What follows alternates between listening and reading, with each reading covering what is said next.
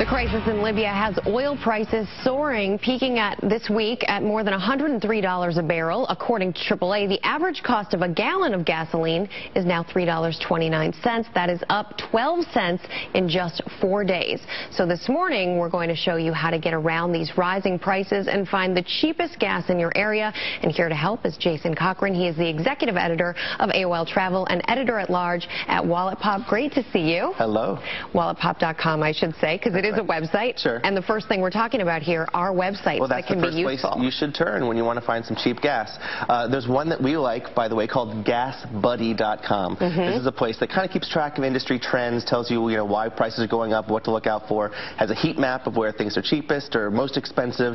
Also will tell you an estimation of your costs based on your car and your mileage. So it's a good place to start. It provides a lot of prices. So it'll give you a sense before you go to the gas station of what you might be facing once you get there. Exactly. You can look by zip code pretty much ahead of time before you go. Another one I like, by the way, is MapQuest. They actually have a gas prices section of MapQuest. A lot of people don't realize it. It's gasprices.mapquest.com.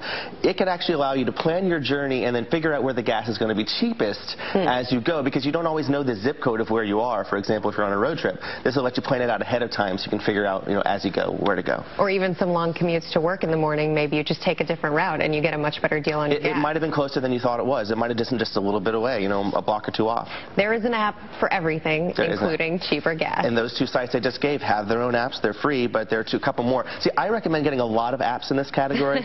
It was simply because there's no one place to get the best gas pricing information. A lot of times users send it in, so you need to have a bunch. Needs to be updated. Right. So Cheap Gas is a good one. It's free. It'll sort where the gas is by distance or by price. It'll also tell you how old the number is. So if it's 6 or 7 days old, as you just said, prices have shot up in a few days. Especially nowadays, yeah. Right. You need to know how old that number is before you go. But another one is called Fuel Finder. That one's $2.99, and for that extra money, you find out about the gas station itself, whether there's a car wash or a shop, and you could find out an estimated time to get to that gas station. So if you're really running on fumes, you know if it's not a good idea to try to head across town for that cheap stuff. Yeah, $2.99 for that app, so less than a gallon of gas that you will pay to get the app. It'll pay for itself pretty quickly. In terms of paying, cash versus credit cards, where do you fall on that one?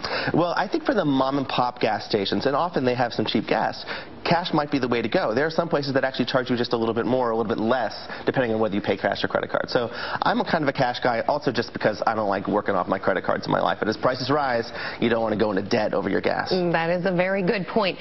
In terms of looking at gas stations to avoid, where do you recommend people think? Well, kind of like we just talked about, I would not necessarily choose the ones that are right on the main highway or the main way to work.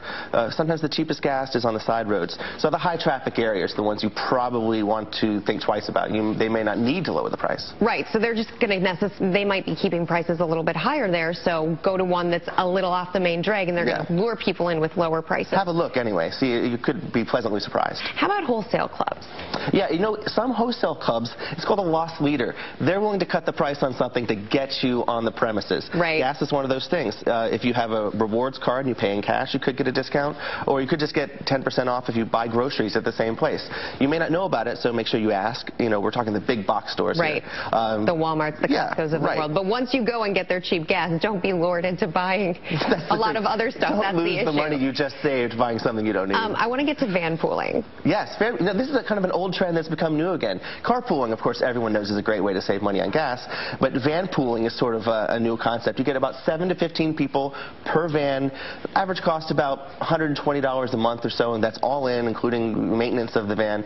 And there are companies that will set up employers with a van pool so that people can actually take advantage of this. I know there's a site called vanpools.com that people use, van-pools.com, and it'll set you up. So they estimate that they saved their clients about, I think, about $95 million in gas last year, and that's just 5,000 or so vans. So that's a lot of dollars for the individual. 120 months of commute's not too bad. When you're contemplating, okay, do I drive the extra mile to get the cheaper gas, there is an amazing ability through a website to check whether it's worth it. Should I go over there? Is it worth it? Well, this will tell you if it's worth it. It's at bankrate.com. You can search for it. If you put in Bankrate cheap gas in Google, it'll pop up. And basically, we tried it. We decided, okay, let's say our gas tank is about 12 gallons capacity, and we get about 24 miles per gallon. You put all these numbers in of what the price is there and the price is here, you'll find out. would it be saving money to Right. go? Would it cost me money to go? Because sometimes it does cost you money to go across town to get extra gas. Yeah, it's the question, and I love that there's a site out there to answer it. Don't get too obsessive about this. I mean, there's lots of information. You could go crazy. I mean, frankly, you should just sort of look within your radius for the cheapest stuff if you can. Jason, you're helping us find the cheapest stuff. That's why we appreciate having you. Have a great weekend. Thank you. You too. And if you want to spend less money on your gasoline, visit our sister site, CBSMoneyWatch.com.